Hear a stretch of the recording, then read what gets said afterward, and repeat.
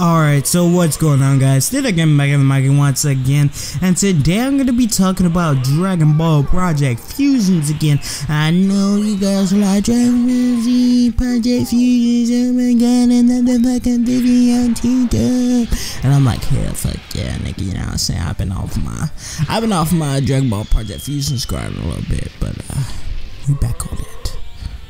But anyways though, today we're going to be talking about the skill tree in Dragon Ball Project Fusions and how I think it's going to work. Now, before we get into this video, I need to say that I honestly think that Dragon Ball Project Fusions is going to be a turn-based RPG. It is almost the only way this game can work. Now, at first I was thinking, okay, maybe it can be like Legacy of Goku, and I'm like, oh boy, I don't know if that's gonna work. You know what I'm saying? I really don't know if that's gonna work. A Legacy of Goku type game, in my opinion, that's not really gonna work. So I honestly think that this is gonna be a turn-based RPG. And so what's it called? The reason I think so is because in order to do a fusion thing, you have to have the people in your party, I think.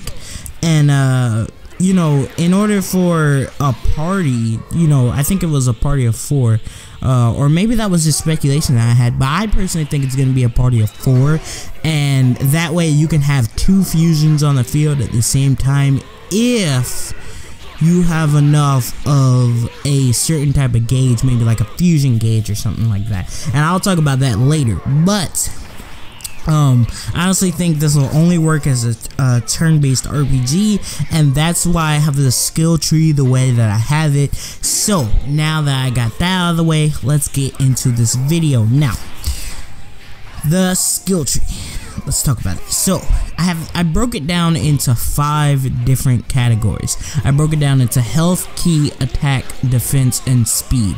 And defense and speed are the main reasons why I say that why this has to be a turn-based RPG in order for those 2 to work. Mostly just speed. Defense could work, but I think if you're incorporating speed the way I am, it has to be a turn-based RPG, and since I think it's a turn-based RPG, that's why I'm including speed. So let's break down every category real quick. Health is fucking obvious. It's your health, okay? Anyways though, now let's move on to ki. I personally think that ki is going to be measured by a certain little meter that you can build up. That, well, it starts at 100 at the beginning of the battle, in my opinion. I think it starts at 100 and it goes down as you use more attacks. And I think the way you fill it back up is that there's going to be these special items that you can fill it back up with, or you can take a turn and use a special skill to recharge your ki. That's how I think it's going to work with ki, and I honestly think that it's gonna be like a little meter, maybe right under your health, kind of like, no, that really doesn't make sense. I was gonna say kind of like the special gauges in Pokemon, where it's like, you know, you can use a certain skill a certain amount of times, but that's not really, you know, the same thing. But anyways though, yeah, I think ki is gonna be a bar that's under your health, and tomorrow I'll have a breakdown video about how I think certain races are gonna have more ki than others. But anyways though, yes, I think ki is gonna be tied directly to attacks such as Kamehameha or whatever you have, you know what I'm saying? I think those are going to be tied directly to ki. Anyways though, let's move on. Next on my list is attack, and attack is pretty damn obvious. It's how hard you hit when you have a regular attack. I mean, it's pretty fucking obvious. Now let's move on to defense. Defense is gonna be a system that really isn't, you know, visible in battle. Like, I don't have, in my mind, I wouldn't think that you're gonna have a turn where you can literally put defense and block against an opponent's attack instead of actually, you know, fighting. I don't think that's gonna be an option, but it may actually end up being an option. If it is an option that goes along with my defense, that's not really the defense I'm talking about though. The defense I'm talking about is, say, and I gave this example in my video for tomorrow, say you have a Saiyan and a human, right? and the Saiyan and the human have the exact same amount of health, but the human has more defense. The Saiyan is gonna take more damage than the human does, even though they have the same amount of health, because the human has more defense. That's a pretty basic system, and that's how I think defense would work for me. Now, speed is gonna work exactly like it does in the Pokemon games. Speed is going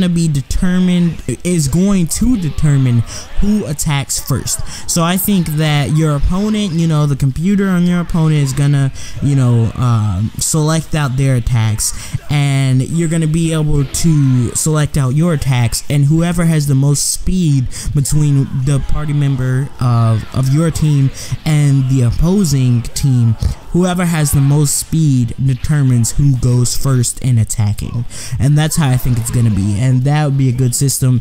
I think that's exactly how it should be. That's how, they should do it. I don't really like it. It seems too one-sided to me in turn-based RPGs, where it's like the player can attack like before the opponent can at all. I personally think it should be like whoever has the most speed attacks first, like in Pokemon, because then you'll have an actual incentive to put your points into another skill. But let me know what you guys think in the comment section down below. Do you think this is a good kind of skill tree? I really don't need it to be really in depth. I just put five categories out there, because then it's like you're not putting too much into one, because you can't put too much into health, because then your defense will be lacking. But also, if you do that, you won't be able to do as much damage. But also, even if you do combine all three of those, you might not be able to do as many, key based attacks as you want, and you may not be as fast as your opponent. So the way I thought of it, I thought that was a very good system, because even though it is a really small skill tree, each one of them balance out each other, to where if you slack on one skill, like heavily, if you just leave one skill where it is, you're going to get fucked up in competitive play. I honestly think this game is gonna have, if it is a turn-based RPG, which it may not be, but if it is a turn-based RPG, I pray that they incorporate an online mode, because that'll be so fucking good. But anyways, though, let me know what you guys think in the comment section down below. Do you think the skill tree is good? Do you think it's bad? Do you think I left anything out? Would you add anything? Let me know in the comment section down below. This has been your boy Cheeto Gamer. I'll see you guys in the next video. Peace out.